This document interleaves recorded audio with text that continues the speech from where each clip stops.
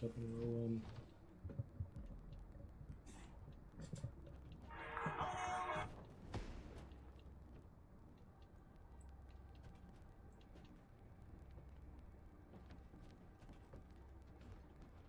I feel like I need to have my camera so much farther away because of you guys.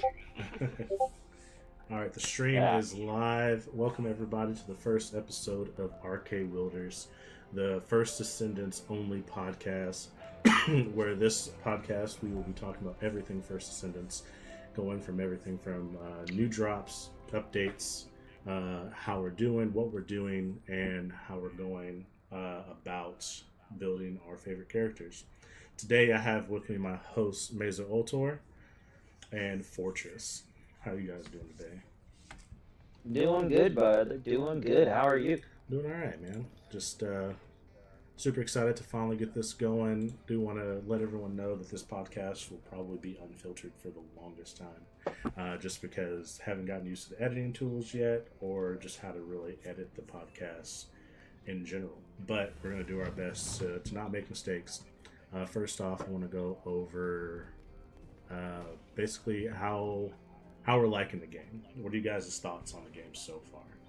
I'm loving the game. Loving everything about it? I haven't put it down since it came out, so. It has had me in a chokehold from day one. Yeah, I know the feeling. To be honest, like when it came to this game, I wanted to play Destiny. Couldn't, because how I like to say, I didn't have any friends, so playing all the raids just wasn't possible.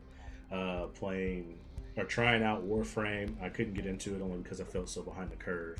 I know there are a lot of people out there that felt that way about the game, about a lot of games that they want to try out, but everyone's so far invested in the game that's gone on for so long that there's just so much, and then when you join, you're just hit with all these free items, all this XP, all these things, and you're just like, it's overwhelming. So it's nice to finally get on the ground level of a game of this caliber. It's a looter shooter, it's fun. We've been enjoying it so far. What do you guys? Who's your favorite descendant so far? I think I know where you guys are going to go, but I want to hear it from you guys. Fortress. Fortress. Take it away. I mean, the name says it all. Man, my main man, Ajax. I mean, I think like a while ago, I don't want to say a year, but it had to be a couple of months before the game came out. I saw like a TikTok run through of like a bunch of the like opening Descendant animations, like when you go to the Descendant screen and you like scroll through how they all have that one little animation with them kind of having that one dialogue line. I saw a bunch of those flow through and I was like, wow, these characters are like really cool. I wonder what game this is for. And nobody could give me an answer. And at that very moment, I saw Ajax's character pop up, and I was like, my brother in Christ, if I play this game, that's my guy. And it's been nothing short of that. I've used just about everybody, but this is certainly, like, it's no secret. This is where I invest my time. I feel that, yeah. I could see definitely after you grinded all that time for Ultimate Ajax, and I know Mazer is right behind you. He's got what? You got 2 more pieces left? Yep, got 2 more pieces. It's so worth it. I would say as a favorite, my favorite Descendant so far, aesthetically, has been Ajax, and he has the highest shields, which is nice to be able to tank things, because I tend to Leroy Jenkins into situations. So having that extra shield and defense is definitely nice. But I would say that I've probably used Bunny the most, and I'm a big fan of the full electric build. So Bunny has probably been she's definitely the one I have used like the most, like crystallization catalysts and stuff like that on. So once I get done with my Ultimate Ajax build, it'll be the grind for Ultimate Bunny. Again, I like the electric. If they had a male electric character, it would be my number 1, but they don't. And so I will go ahead and be the waifu of the group and run around with Bunny. And you know what? no shame. It is what it is. I mean, don't knock it, because I mean, we know that I'm definitely the waifu of the group. At Jake is echoing. I appreciate that, Morgan. I tried to fix it. I think I fixed it. Hopefully, I did. We'll see. I think it's the volume that's picking up off my monitor speakers that's hitting my mic. But we'll see how it goes. Definitely. Here, I'll turn my headset down too, because I know I pick up off myself. Yeah. But I've been playing as Viessa ever since the game came out, so I feel you on the whole waifu thing. She's wifey right now. Not gonna lie, she's my main. She's my ultimate. I'm probably not gonna stop using her until they come out with some more descendants, and who knows? Maybe this new descendant that they've been talking about is where we're at. Look, I've seen that trailer. All right, I got the biggest crush on her. I don't care what nobody says about nothing. Already? Y'all can be like, no, she's animated. You know, shut the fuck up. All right, I know exactly what I'm talking about. They knew what the hell they were Oh, doing. they knew exactly They came out with the swimsuits. They very- knew what they were doing. Well, the very first opening of the scene, she climbs to the top of the mountain, she dusts off one knee, and then gives a good old smack and dust off to her fucking left ass cheek. I'm like, come on, come on, dude. I saw that, and I saw the ass cheek jiggle, and I was just like, brother. This is basically Sydney Sweeney's new Instagram post, but a video game. But speaking of the new Descendant, definitely want to get into the news that dropped about First Descendants in Season 1 that's coming out.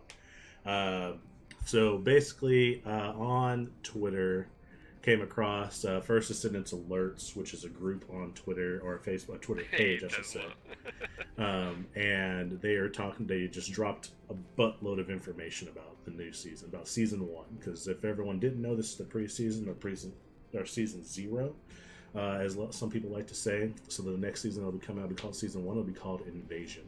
Coming with the new Battle Pass, all new rewards and challenges.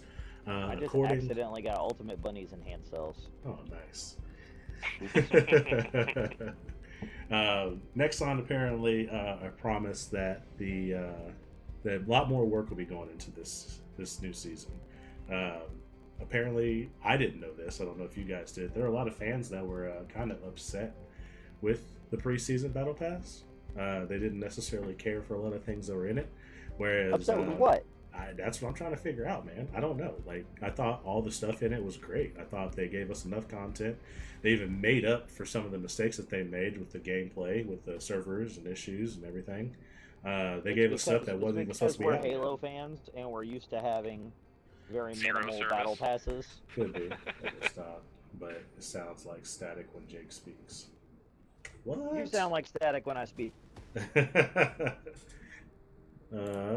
Maybe if I turn them down a little bit, maybe that's what that is. I appreciate you being here, Morgan. Give me that info.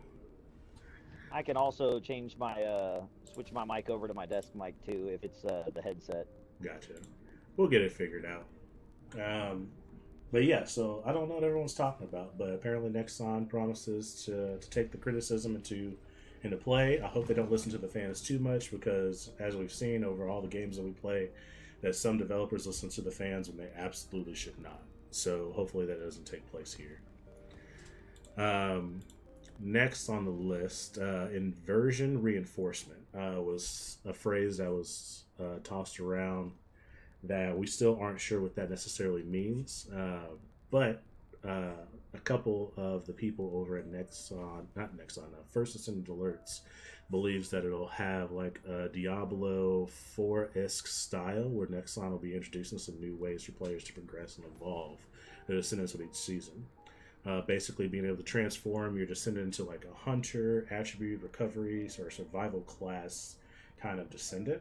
I'm not really sure what that entails, but my prediction is that it's their way of creating a quote-unquote light level, similar to Destiny's light level, on top of the level 40 that we have, giving us basically an extra tier of leveling that we have to go and do, so that they don't have to increase the level cap every time. Because, to be honest, I'm kind of for that, more so than an increase in level cap, because at some point, if they start doing that, we're just going to start seeing a whole bunch of level 1000s rolling around. And I'm not that big of a fan, and I'm not really sure how that would affect the whole mastery leveling up at all. What do you guys think? I like it. I think with the way that the waves are set up, because I know that as soon as we crystallize, I know that's the first place that we go. I think 40 has become so easy to attain workers work. that I think increasing a level cap isn't a terrible idea. Mm-hmm. But I also don't want that to come at such a high cost of, like, you know, per level you go up, you get so much experience towards your mastery, you get so much, you know, so much shield, so much defense, yada yada, so on and so forth. Right. I don't want that to drastically cut that down per level. I understand that they will, to give longevity to the leveling process, and then, you know, by the time, say they up it to 50, 60, maybe even 100, you know what I mean? But then they're thinking about, okay, how overpowered are these characters to be doing what they're doing just off of the leveling system? Mm-hmm. So it'd be an interesting thing to play with. I like the mastery levels, but the mastery levels, they only do so much for you. Casper, stop turning my light on.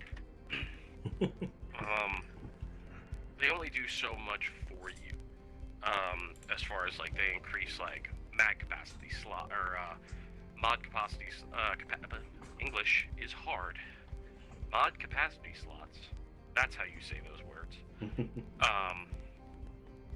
You know, they do stuff like that, weapon mod slots and stuff like that. Like, I like what they do, but inherently, they don't do much. You know, they increase your inventory slots and stuff, which is basically irrelevant because I'm erasing everything that I'm either not currently using or is not legendary. So it'd be interesting to see a little bit something extra on top of, say, the mastery ranks, and then maybe with that, a prestige added. You know, say you hit the final mastery rank, which is pretty high, and it's pretty hard to get there. You know what I mean? I mean, we've been playing this nonstop for a month, doing everything you gotta do. I think I've had the most descendants out of all of us, and that's why I'm at Mastery 19.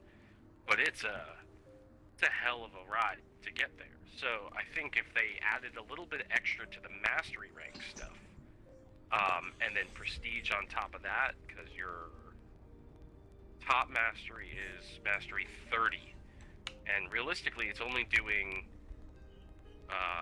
mod capacity for Descendant, mod capacity for weapon, increases your inventory slots, your storage slots, your consumable inventory, and how many shape stabilizers you can hold.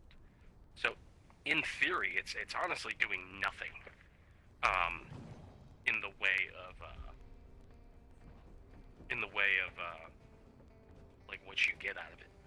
You know what I mean? I think they rocked it with the cutscene, but I think there could be more to gaining the mastery ranks, and I think there's a way outside of just leveling your character to 40 and just hit and crystallize again, which has become such an easy and mundane thing to do. I think something on top of the mastery rank, and then being able to re-roll the mastery rank while keeping some benefits and getting an extra added benefit out of that, I think might be a more fortuitous way for them to go about it, as far as amount of time with, you know, with what reward. Right. And that makes sense. Yeah. So I see them. I was gonna say is I see them doing it similar to how, like, I never played Diablo 4, so I can't speak to that. But like in a lot of like Dungeons and Dragons-esque type things, you can be like a mage build. You know, Baldur's Gate, for example, where you can like specialize in various things, and they are, and like Fortress was saying, like they already do those sorts of things to some degree. But from what I was reading about, you being able to use the inversion reinforcement to like maybe make yourself more of a gatherer, to where like maybe you have higher drop gold and Kuiper shards. Again, kind of echoing what Fortress was saying, I don't think it's going to be anything of like any great magnitude, but it'll just be another way to kind of hone in on your build that you're wanting to do for your descendant. So like, let's say I'm wanting to take a bunny descendant and do like an electric glass cannon, right? Might be able to do more as far as enhancing further on like skill slots or something to that degree on top of what the module's already doing, on top of what, you know, crystallizing already does, like those types of things, just to give you that little bit extra perk as far as like specializing your character towards how you want them to be. And they go into, in that news article, they go into talking about how they're not sure if they're going to reset it at the end of each season or not, because if they don't, then it's going to be something that pushes you to dang it, sorry, it's gonna put it's crazy. It is crazy. Getting old, it is crazy. But no, it's gonna push you to want to do that for your other descendants as well. Right.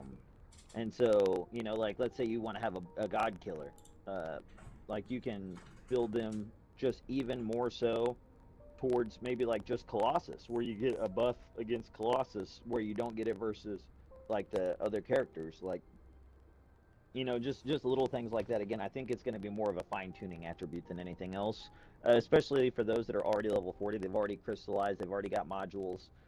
Where somebody may be new to the game, it might have a more dramatic impact during like your initial playthrough. But again, once you've played through and you're already rocking gold, you know, level 100 modules and reactors and things like that, it's going to definitely have a more subtle effect. Okay. Yeah, no, I like that. I like where both those are going. I kind of feel the same way and kind of hope that they kind of go in that direction. Only because I think it would fit more with its game style, and I hope that they don't try to change the formula that they have going on right now.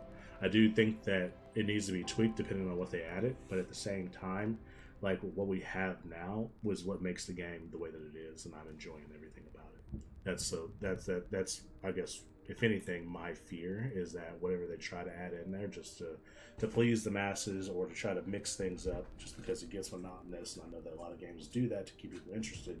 I hope that just doesn't change. They need to put gloss black. Gloss black. as a paint. Yeah, I agree. Listen, Nexon, if you're going to listen to the critics and listen to all these fans, you got 3 right here that You are have begging. 5 different begging. shades of red. You don't got black? we need the black coating, all right?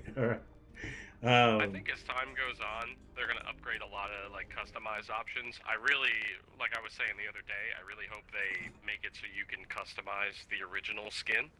Yes. I hope that they do. You know, especially with the ultimate characters, whereas you don't get that secondary skin unless you purchase a bundle. Okay. So, like with Ultimate Ajax, if I wanted to change any colors on it, I would actually technically, if I didn't buy that bundle after I grinded him, I would have to revert back to an original Ajax skin if I wanted to do custom colors, which I don't want to do. Right. You know, I want to use the Ultimate. Right. So I think that would be a really neat implementation. English is hard. And I don't think it would be that hard to implement that either. Yeah, like I don't think you've that would be already that got wild. the mechanics in it to do it to the new skins. So the mechanics already there, just make it for all of them. It may be a thing where they're definitely just trying to get money. Like, I mean, we all know what they're doing, especially coming out of the free game, and then all the microtransactions are available. Maybe this is just another way for them to try to get us to spend more money. Who knows? I hope that's not the case. I hope that there's like an actual reason that they decide to go this route. But who knows? We'll see. If that was what they did to try and get us to spend money, it's the only thing they're doing to make us spend money. Oh, absolutely. You know what I mean? Well, there's also the descendant slots. It's not pay to win; it's pay for convenience. Oh, absolutely. You know, you're only paying to speed up processes of something that you could do that would just take a little bit more time. Exactly. So if that's the only thing where they're like, hey, this is exclusive to you spending money, it's not a huge deal. Yeah, I agree. And all the people out there that are comparing it to the other games and saying that they're doing this or doing that, or that it's a pay to win, like First Ascendance is like off the rip wasn't a pay to win. Everything that you can get by buying, you can get by grinding. minus like the swimsuits. Yeah, minus the swimsuits, minus the skins, minus the descendant slots. Which, I mean, 10 descendant slots off the rip is still a good amount of descendant slots. Yeah. Like, to be You're honest, not like using 10 descendants you're at one not time, I like promise. you don't need that many. Like at most you need 5. And that you need at least each descendant to hit all the void shard locations, and then one for a main for running missions, and then another one for running Colossus, and that's it. And that's just my personal opinion on that. So having 10 descendant slots is nice, but you don't need it. I mean, in reality, you don't need more. Yeah. So if you're buying more descendant slots, you're doing this of your own free will, just because you want all the descendants for no reason. Yeah. But I mean, just the phrase "pay to win" for this game would be kind of, it'd be such a stretch, and it's Absolutely. like where I would never agree with anybody that would say that. I mean, just off of the example, if you and I download this game at the same exact time, and I buy Ultimate Ajax, and you grind Ultimate Ajax, you're going to be so much stronger than me. Like, it's stupid. I don't care how many crystallized slots I got. If I don't have the mods to put in there and they're not upgraded, what good does it do me? Exactly. You know what I mean? Yeah, There's nothing. grinding, you become I'm not level 40. fact. I'm not crystallized. I have no mastery to me. That's so saying pay to win is crazy because you can't buy levels in a battle pass. You can't buy experience points. Right. You can't buy modules. Nope. Yeah. You sure can't. So I think that's kind of Modules crazy. are how you win. Like, And I think once a you lot get of to a that is certain coming point, from players that don't play stuff like this. Yes, I agree. You know what I mean? I think Yeah. it's coming from people that spend $200-300 on Call of Duty skins that they've never used, just to go back to using the original Ghost Yep. that they've purchased in 4 different games at this point. Yep. And they're like, oh, well, this Tracer pack, you know what I mean? Like, it's just somehow stronger than the last one. Yeah. Those are people saying this is pay to win. Exactly. Well, yeah, no. What was the next thing they had for the update? Going back to the new Descendant, which, by the way, if everyone didn't know, that Descendant's name is Haley. She is a guerrilla soldier. She's a legendary sniper. Her attribute will be chill, so similar to Viesa.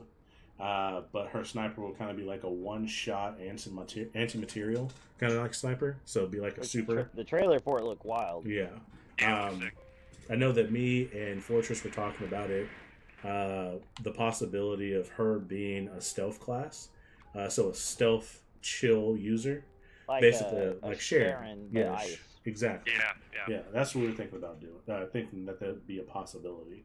That would be But rad. who knows? It'd be pretty cool to see Yeah. what this new Descendant brings to the game. In my opinion, Luna didn't change anything up. I honestly haven't. I saw a bunch of Luna players when it dropped. I think that was just people getting her to make content, and then I've seen onesie twosies ever since. So Luna didn't change much of anything. I'm hoping that Haley does. Maybe Nobody's really using a lot of the characters outside of like the ones that came out in the main. Mm-hmm.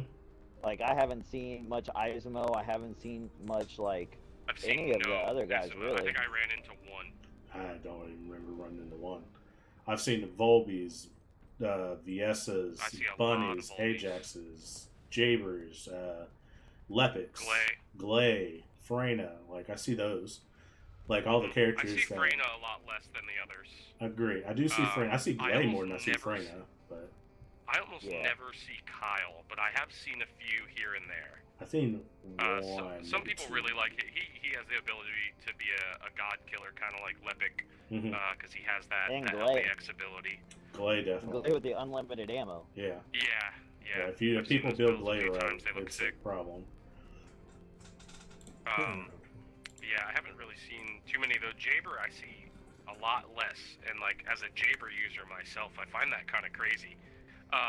But it also kind of just speaks to the versatility of the Descendants. Is you could just find something that you like, and if you just build the right way, you can make it work. Exactly. So it eliminates a Descendant being irrelevant. You know. Yeah. I don't think there would ever be a time where they would delete Descendants. You know what I mean? Yeah, I don't think that they'll ever take away. I think that if anything, what'll end up happening is we'll get to a point to where there's a lull in the game, and people will just go out and start just building random descendants, or just finding unique descendants, such as Esmo, and find a use for him. Or there'll be a use for him later on. Maybe they'll add more void shard locations where only Esmo is the person that can use it. And then he'll be useful. Yeah. Or there's a Colossus, or there are certain enemies that a lot of these descendants that they included that people aren't using. Yeah. Put in challenges where you have to beat, hard executioner with, Luna or something. Or Luna, Well, speaking of descendants, we're getting our next ultimate descendant, which is Ultimate Freyna. That's exciting. I do. I'll be grinding Freyna. For that. Oh yeah, 100%. Hard grind for Freyna, Ultimate Freyna. I've been wanting to build a debuff class with her for the longest time, only because I see the potential there. I just also been giving all my time to Ultimate Viessa, which I'm not sad about. I love doing everything with her. She at the moment, one of her settings for her modules, she's a glass cannon. The other one, she's not. I'm not really sure which one I enjoy, because her glass cannon build isn't terrible, but it does get annoying having to get picked up more often than I'm used to. Yeah.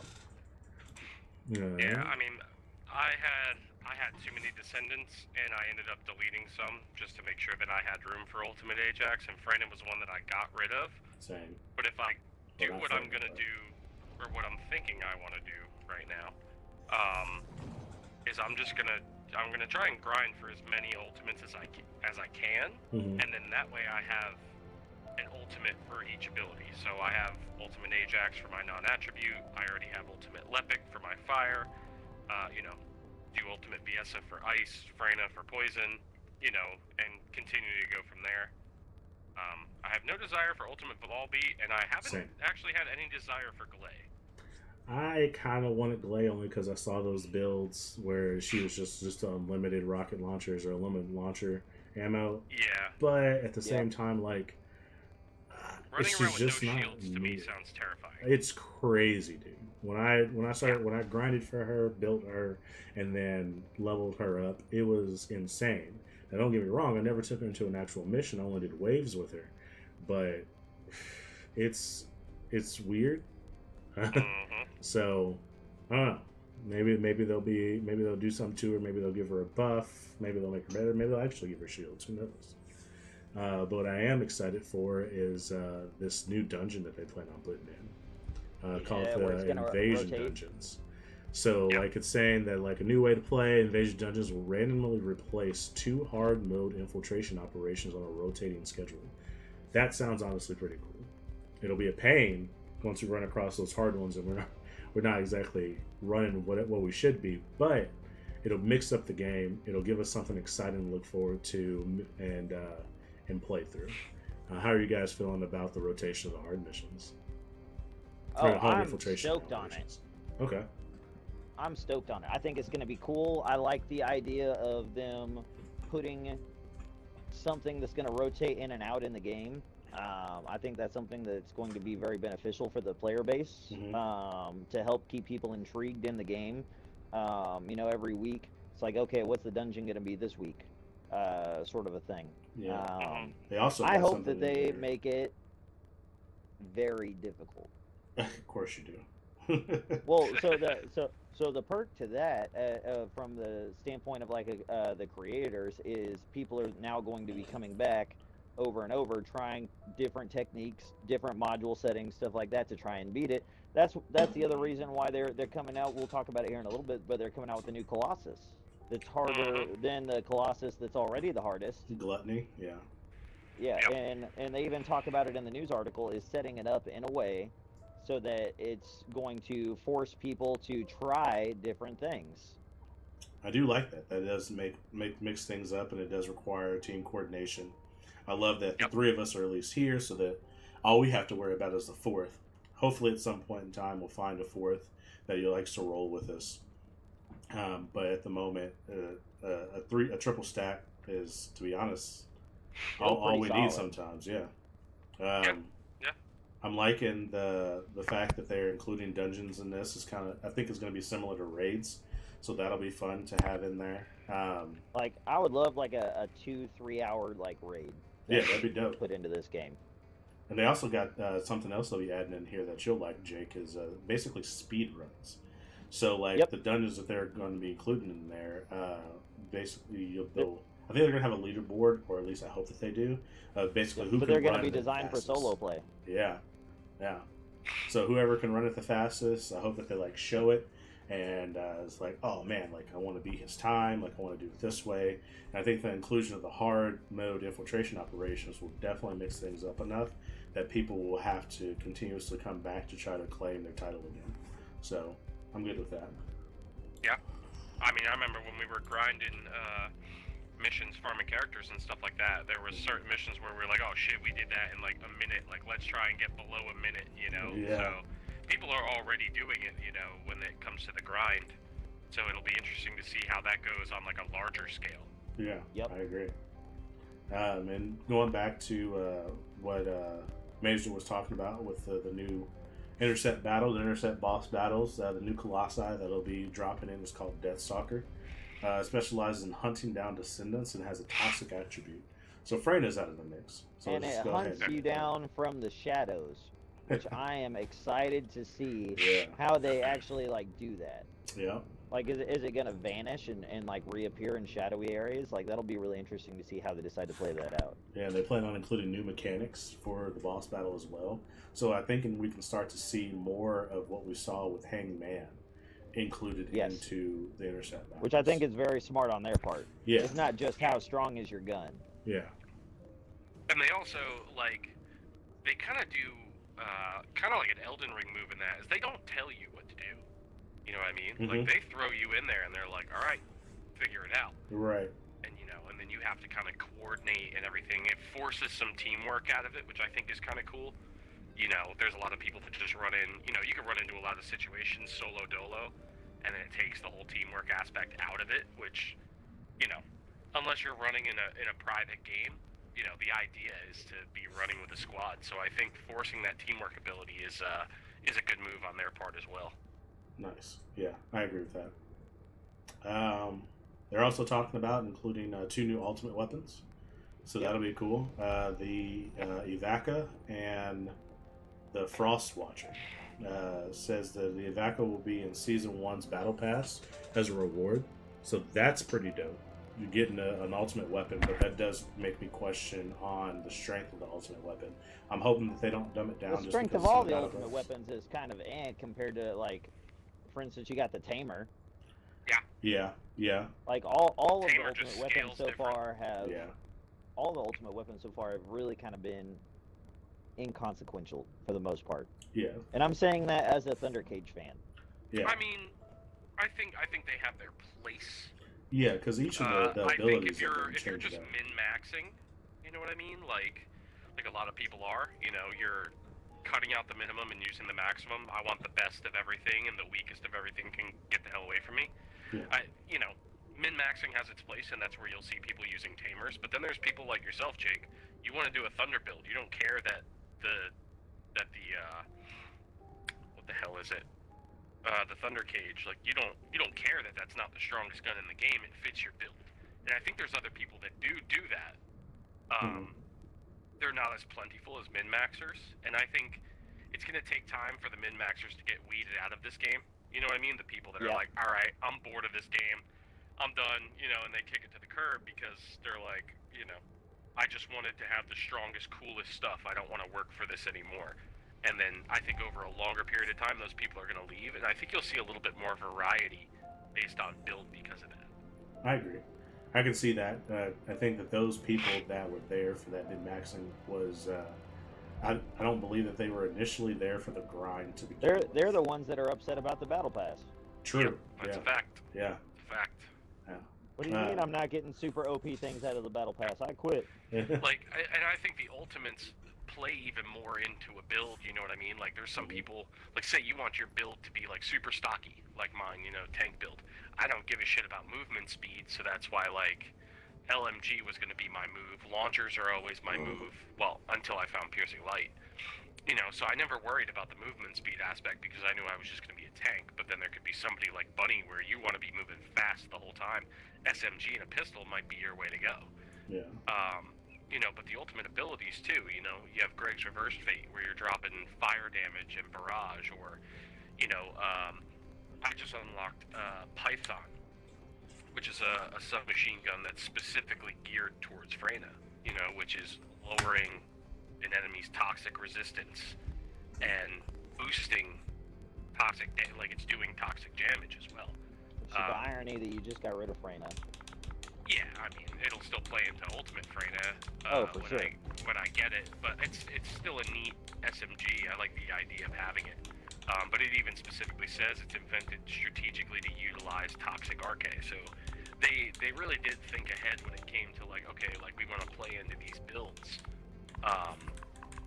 Same thing with Secret Garden. This actually plays into Descendants that use tech abilities, and I believe Dimension. Yeah, Dimension and tech. So using somebody like Ajax or Jaber, and I think Lepic uses tech abilities, but those abilities, those sub attributes outside of fire and electric and stuff, those are starting to play a factor into this one, and it's adding crit damage and stacking to a certain degree. So it's not cutting the non-attributes out of it, but it's playing into a different category. So I think they have their place, and these are more build specific than they are a min-max category. Yep. I agree with that. No, I agree, and I like the way they're doing that with the guns, because they do the same thing when you are beating these Colossi. And, so for example, we just got done doing the Executioner a bunch of times, and you can get the 4-component pack that gives you additional thunder damage. Mm-hmm. Yep. Or electric damage, or whatever you want to call it. And so I like that they're doing that. I haven't really dove into the other hard Colossus yet, but I mean, I'm sure there's a toxic one that you could use for a Freyna build. I'm sure there's a fire one that you could use for like a Jaber. There's a Swamp Recon, Supernova, I think is the electric one. I think there's an Inferno one, which is used for fire type. This Tomb Vanguard, one of the ones that I have, is specifically geared toward defense and skill modifier power and elemental resistances. So this is basically built for a tank build.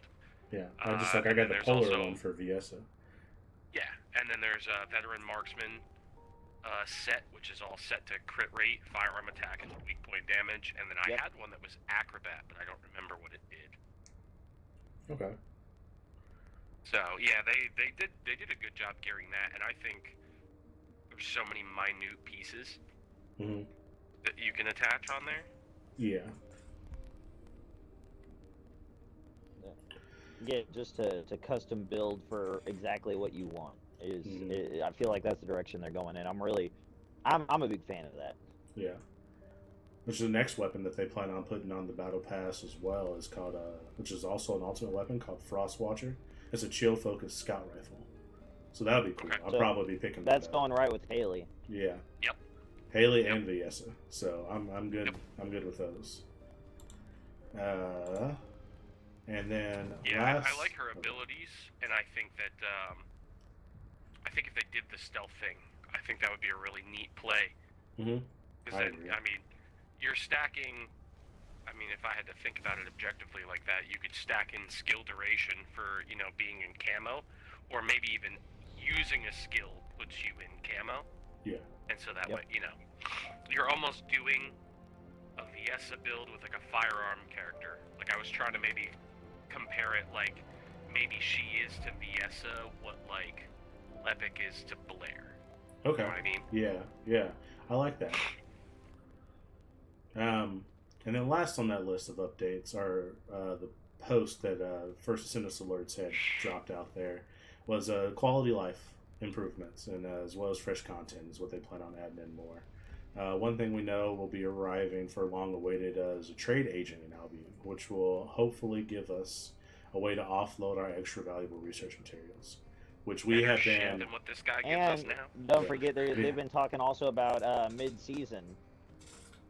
Oh yeah, mid-season updates. Yeah, mid-season releases. yeah. I am excited for that. I love that they're doing mid-season stuff and mid-season descendants and ultimates and updates.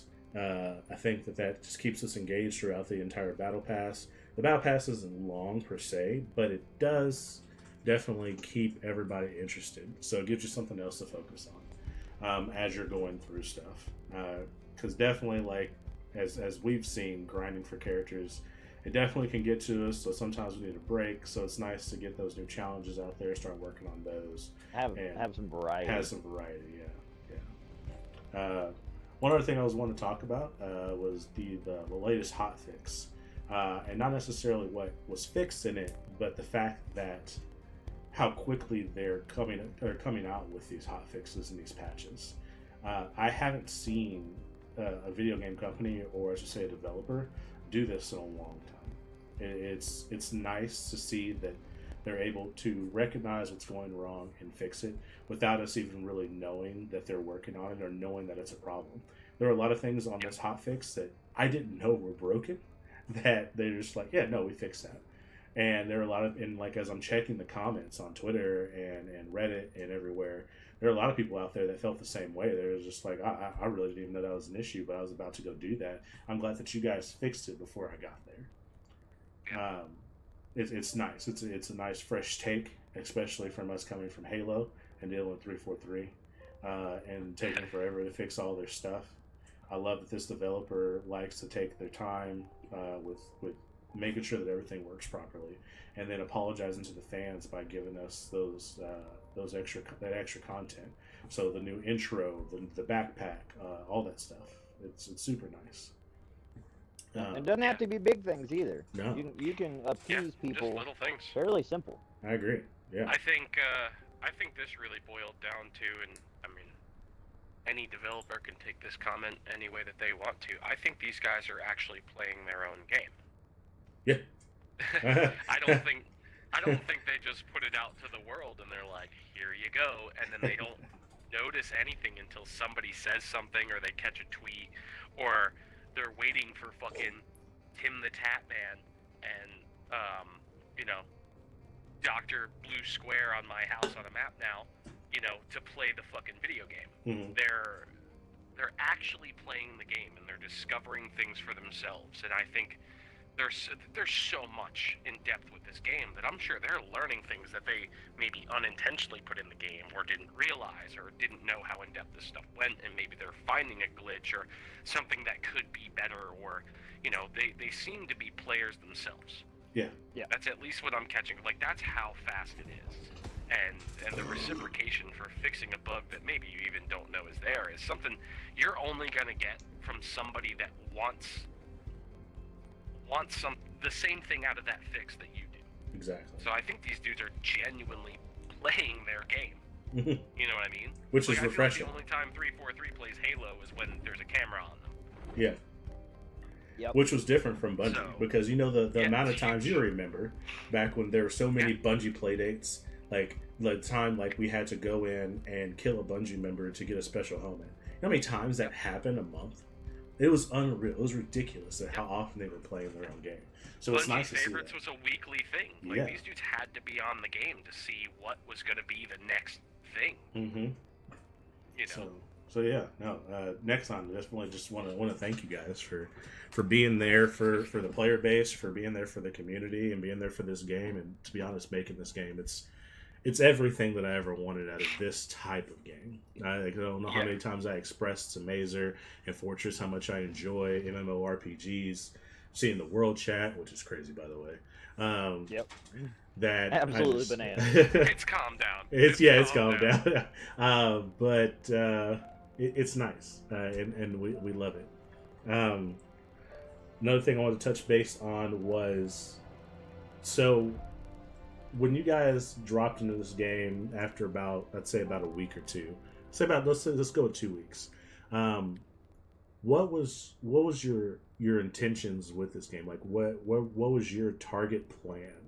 Were you wanting to just to make the strongest character and run through all the bosses? Were you just wanting to beat it? Were you just playing it to play it, and then it just slowly became the new thing that we play? So, like, did you guys have any like wants out of this game after 2 weeks of playing it? For me, Jay, roll that one first. I'm grabbing another drink, but I can still hear you guys. okay. So for me, at least, it was a little bit of both, but I'll say the primary was beating the game just because it was new and I wanted to be one of those first people to get through it. Mm-hmm. But then as you progress in the game, which I like that it doesn't necessarily progress too fast or too slow, as far as like your levels versus like the enemies that you're fighting. Like by the time you get to Fortress, you're right where you should be because it's not necessarily like too easy or too hard. And it kind of developed for me just wanting to beat the game into it becoming exactly what you were saying, just that new game that we're always playing and always down to play. Yeah, I agree with that. I say for me, go ahead, Fortress. I want to get your intake on that. So, like, what were you wanting out of your first 2 weeks of this game? Like, did anything change from what you were wanting out of it? Did you have your attention? Did you achieve your goal yet? Did you do that? I didn't know. I didn't exactly know what I wanted. I wanted to jump into it, and I wanted to feel it out. And I didn't know what to expect. I never played Destiny or Warframe or any of that. I do love MMOs, as you guys know. And I'm a big fantasy guy too. I played Starfield, Skyrim, Baldur's Gate to absolute exhaustion. I've played Diablo in the past. I'm a giant Dragon Age fan, so RPG games are just where I'm at. It was the whole reason I went through rebranding my channel. But as far as this game specifically, I didn't know what I wanted, but I knew I wanted to play it. I got into the first bit, I ran through the tutorial mission, I was like, this looks sick. I didn't know what to expect, and then as soon as I got through, like, the first area, I was like, how long can this last? And then I got to say, like, not even Fortress, maybe I got to, like, Hagios. I was like, this game is going to be around forever. It's going to be one of those games that just, it's going to be a long build type of thing, and there's so much room. I started to notice how much room for expansion there was. I haven't personally really achieved my goal yet, just because I've done all of this work, and there's dudes that are like, yo, I'll carry you through Gluttony for $3.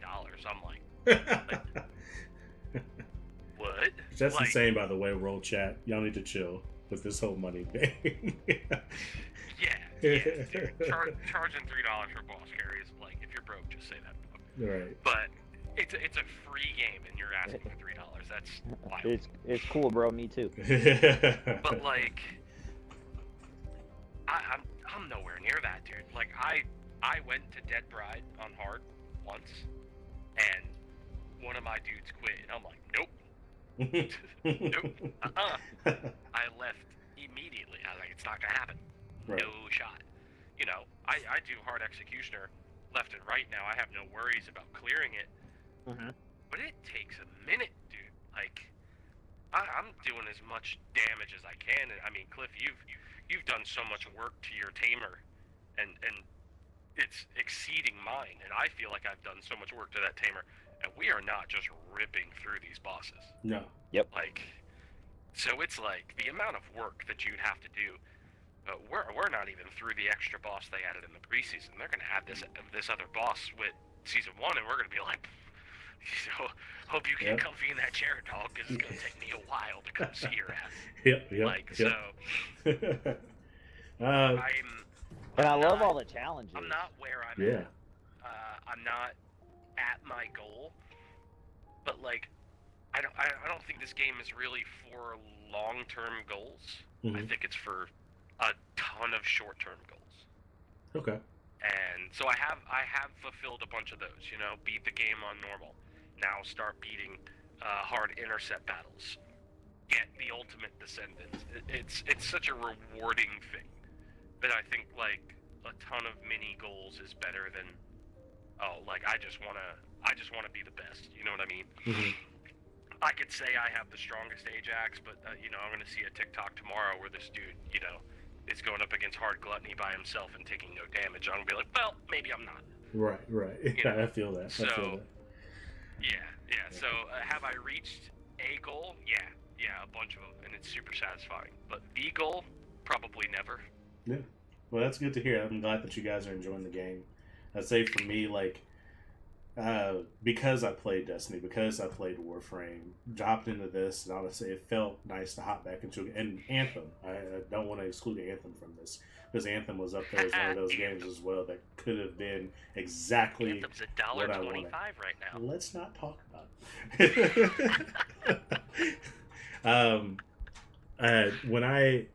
So I had a goal when I started this game, was the same goal that I had in every other game. It was not to be the best, not to have the strongest character, but it was to be as versatile and knowledgeable about this game as I possibly can, so that I can conversate about it, so that I know it in and out, so that when something comes through, I know the best way to go about achieving whatever mission needs to be completed, or taking on whatever boss needs to be taken out, or to help guide someone through this game. I haven't achieved that goal, and it'll probably be a long time before I do, because these modules and shit are just ridiculously in depth, and I'm still learning. It's crazy. To be honest, I'm probably going to go into the testing center, the testing arena, I forgot, the laboratory, that's what it's called, and just add modules one at a time to my tamer, just to figure out what does what, and try to figure out what's going on. Only because I enjoy the communities or the groups of people that you just come across in this game. Like, every time I come to Albion, I see just a random group of people just doing some random shit. And so it's super nice. And back in the day, and watching all those videos, the Leroy Jenkins video, watching all those guilds come together and fight together and all that kind of stuff, and doing so much together, was something that I wanted, but I wanted it in a format that I enjoyed. Not that I hated World of Warcraft or disliked it, it just wasn't my cup of tea. On top of the fact, I'm so far behind the curve on that I don't think that I'd ever be able to catch up. And I know there are people out there that would disagree because of everything they have. Right, but it is what it is. This is more my style. Futuristic looter shooter that I can go through with my friends. Yeah, the party sizes aren't that big, but the social centers are where it's at and where the heart of the games lie, in my opinion, only because of what you see when you come here. Just to be able to come back from a super hard mission and just see some random funny shit happening is what makes the game super enjoyable. Yeah, like the Congos. Yep. Or like I came through right side out of the tunnel to Albion here.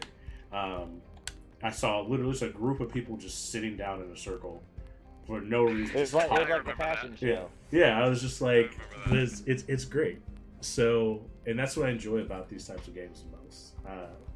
I saw the longevity, to be honest, off the rip. I'd say I probably got to map, or I say dungeon area, map whatever, 3. So Vespers or Sterile Lands, and I was like, I see the potential in this game. I see where it can go. I want so much out of it.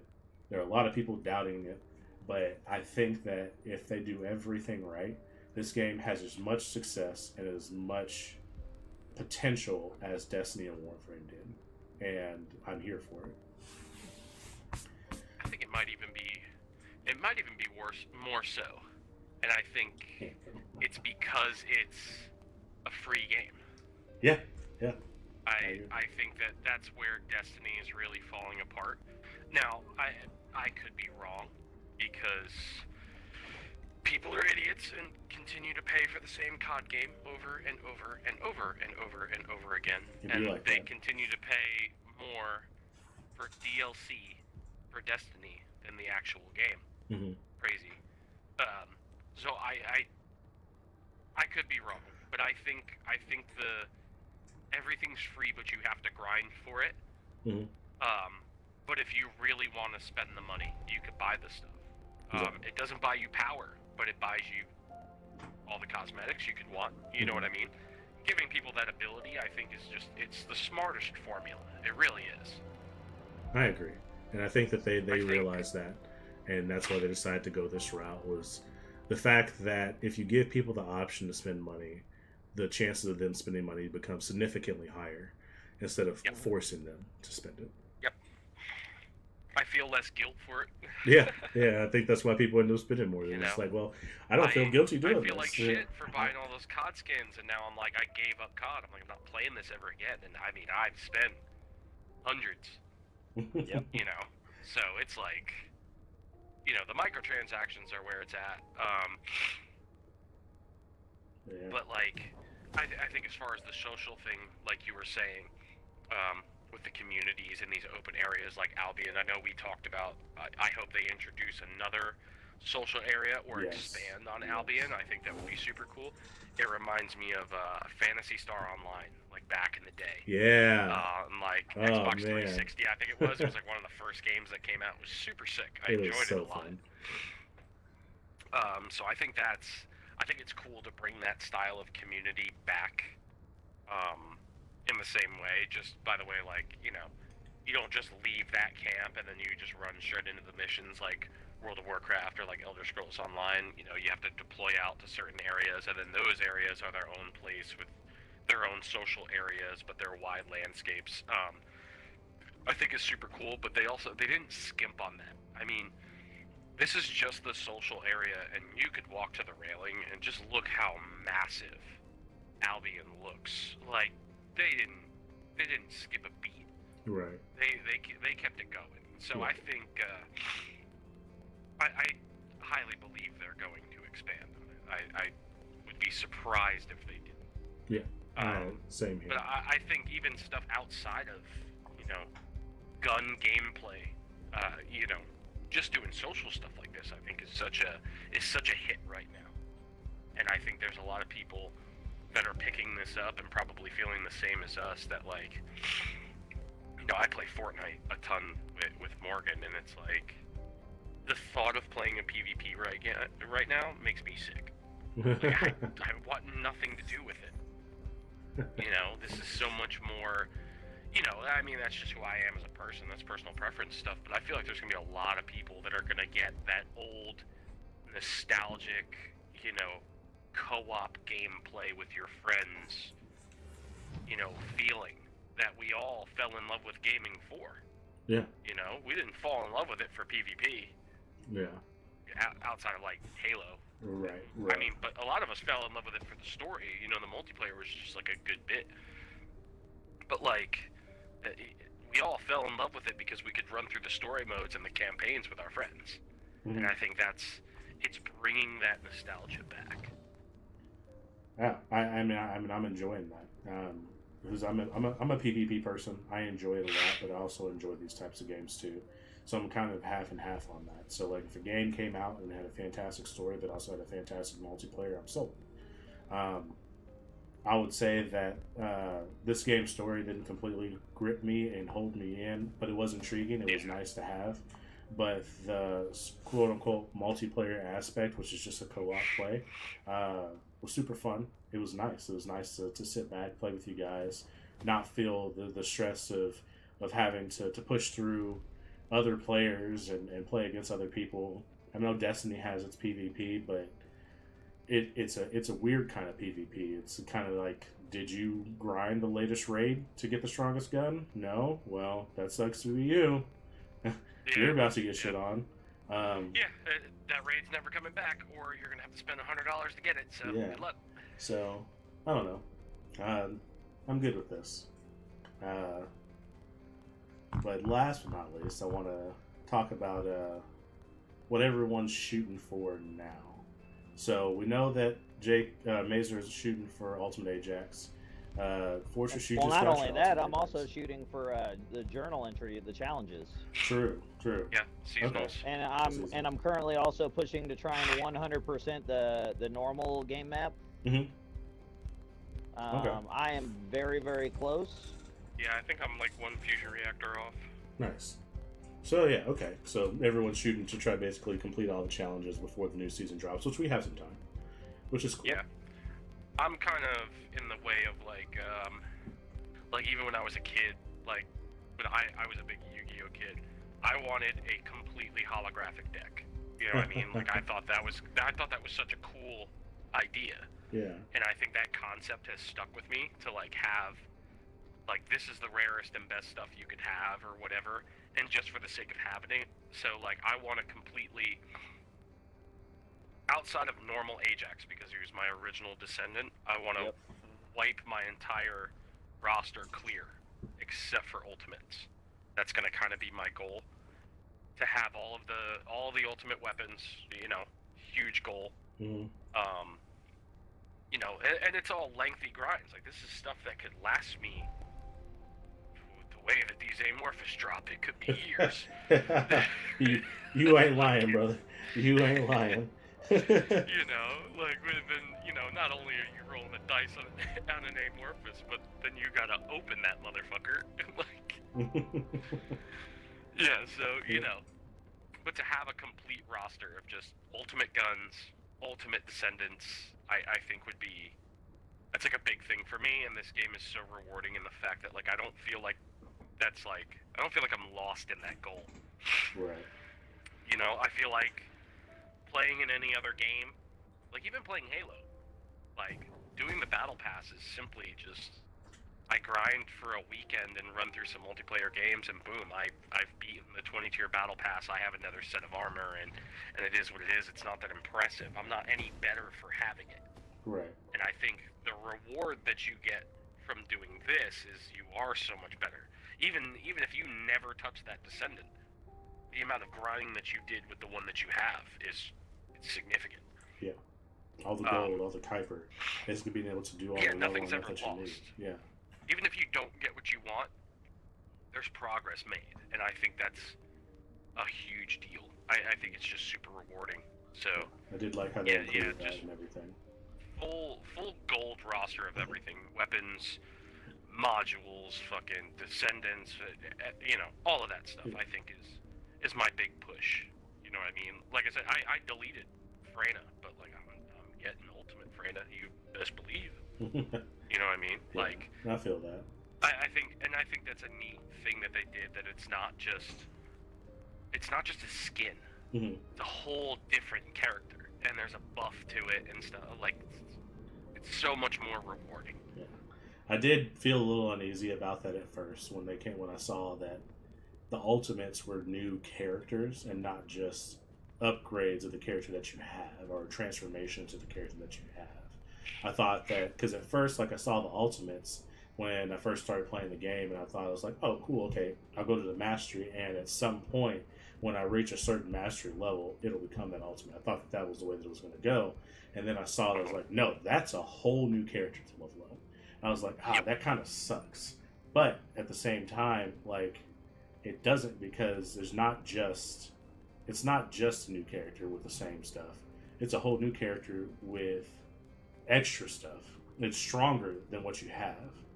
So and you're progressing to make it even more stronger. So yeah, I like that they kept the abilities the same too. Mm-hmm. I've seen a few games to where if you get a whole different character that's kind of like an ultimate version of what you have, they give it a whole new set of skills, and you may not enjoy those skills. You know what I mean? Right. They're, you know, if they would have changed up, you know, in my case, Ajax's expulsion skill. I love that. If I get crowded, I just tap that, boom, massive area of effect. I get clear, and I can dodge, roll out of there, get a shield set up, and get my position reestablished.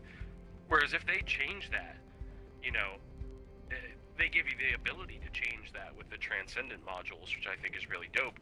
But if they would have changed that to where it is the Transcendent module, and I hit that and I just get a buff instead of exploding everything around me, I would be sorely disappointed. Yeah. And I would probably not use Ultimate Ajax because of that.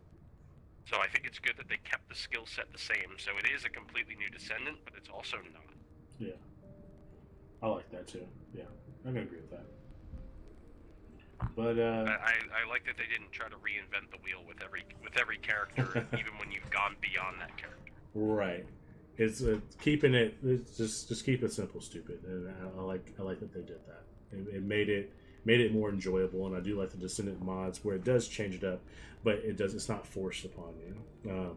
It's something that you can choose on your own. Because I definitely found that out the hard way with one of Bunny's modules, where it just gives Bunny a buff on her electric abilities, and it took away her ability to shoot that giant electric beam. Like, I popped that on, not knowing that it would do that, and in mid boss fight, when I expected to shoot a giant beam, I didn't. And I was like, okay, well, that sucks. Getting rid of that. So yeah, I think the Transcendent modules are a neat idea, and how it changes the abilities, I think, is another neat idea. Mm-hmm. But again, like, they didn't force you to have those things when you got an ultimate. Right. I like that it's an optional thing. Agreed. Man, fuck. But yeah, all right, that was good. I appreciate you guys for being here. I appreciate everyone that dropped in, everyone that plans on listening to Arche Wielders later on Apple Podcasts, Podbean, and at some point we'll also be getting it onto Spotify as well.